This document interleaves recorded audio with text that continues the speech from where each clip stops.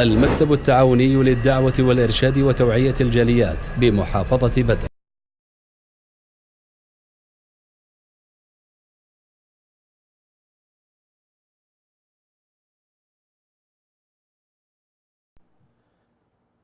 একজন মুসলিম মুমিন হিসাবে সকালে যখন আমরা ঘুম থেকে উঠি, প্রথম যে আল্লাহর পক্ষ থেকে আমাদের ডিউটি দিয়েছেন আল্লাহ রাব্বুল আলামিন, সেটা হলো ফজরের সালাত আদায় করা। যদি আমরা ফজরের সালাত আদায় করি তাহলে আমরা আল্লাহ রাব্বুল আলামিনের জিম্মায় চলে যাব, আল্লাহ রাব্বুল আলামিন আমাদের জিম্মা নিয়ে নেবেন। রাসূল সাল্লাল্লাহু আলাইহি ওয়াসাল্লাম ইরশাদ করেন, মান সাল্লাল ফজরা ফি জামাআহ ফাহুয়া ফি যিম্মাতিল্লাহ। যে ব্যক্তি ফজরের সালাত জামাতে আদায় করলো সে যেন আল্লাহর জিম্মায় চলে গেল। ওই দিন আল্লাহ রাব্বুল আলামিনের জিম্মায় কেউ হস্তক্ষেপ করতে পারবে না। এই ফজরের সালাত এত গুরুত্বপূর্ণ সালাত, যেটি একজন মুসলিম এবং মুনাফিকদের মধ্যে পার্থক্য করে। এই ফজরের সালাতে রয়েছে 2 রাকাত সুন্নত। যত নফল ইবাদত রয়েছে, যত সুন্নত রয়েছে, সবচেয়ে শ্রেষ্ঠ সুন্নত হলো ফজরের 2 রাকাত সুন্নত।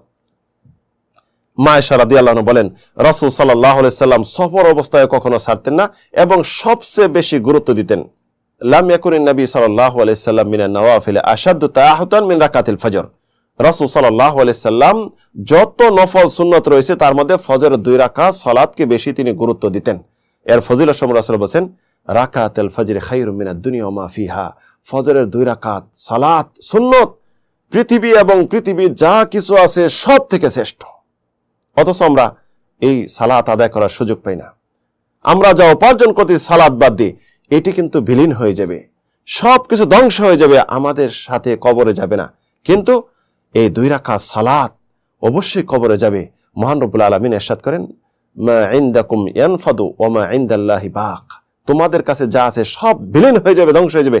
আল্লাহর কাছে যা আছে, যা চিরস্থায়ী থাকবে, এটা কখনো বিলীন হবে না। তাহলে আসুন এই ফজরের 2 রাকাত সালাত সুন্নত সালাত ফজরের আগে এটি যেন কখনো না সারি। যদিও দেখা গেল আকামত শুরু হয়ে গেল, না পড়তে পারি, তাহলে এই ফরজ নামাজের পরে পড়ে নেই, অথবা সূর্য ওঠার পরে যেন পড়ে নেই।